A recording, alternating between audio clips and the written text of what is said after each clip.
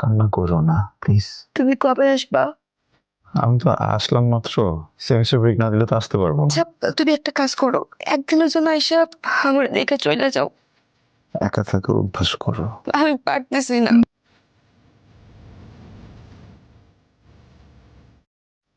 Hello, আসসালামু আলাইকুম চাচি, ফোন কই? ফুল তো বাড়িতে নাই।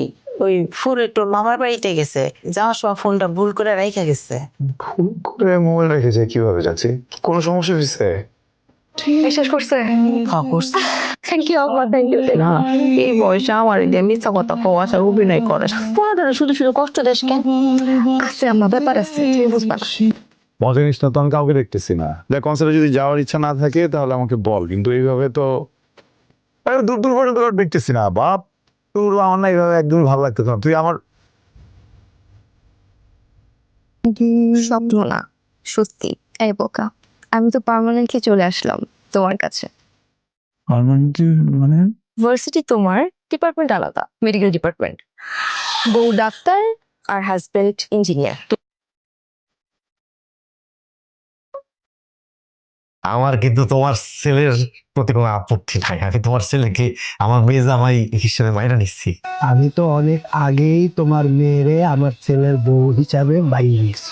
এখন তাহলে আমরা বিয়ের চিন্তা করি, গাভিনটা কি আজকেই করে ফেলাম? এরপর কি হলো ফরিদ ভাই? আপনি গল্পের মাঝখানে বারবার ব্রেক দিচ্ছেন কেন? ব্রেক দিচ্ছি কারণ আমার পানি খাওয়া লাগবে, গলাটা শুকিয়ে গেছে। পানি খাওয়ার পরেই গল্পের main twist. Thanks. Twist please. তারপর তারপর তারপর কি বিয়ে হয়েছিল?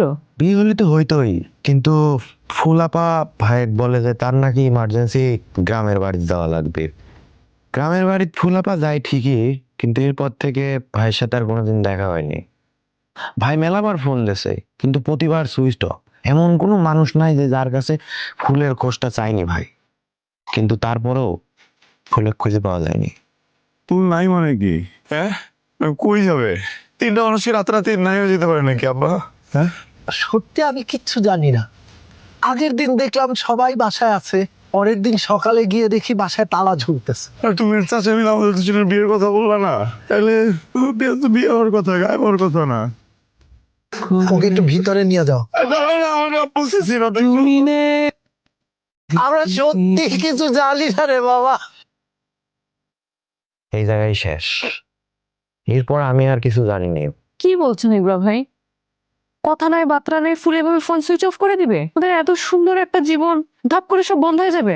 এরপর অবশ্যই গল্প আছে, আপনি বলেন আমাকে।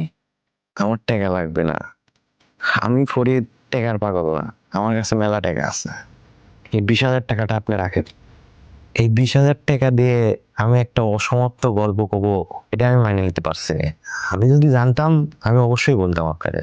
আপনি পরেরটুকু বলেন। ফুল কোথায় গেছে, কেন গেছে, কিসের জন্য গেছে, ভাই এই প্রশ্নের উত্তর এখন পর্যন্ত খুঁজে বেড়াচ্ছে।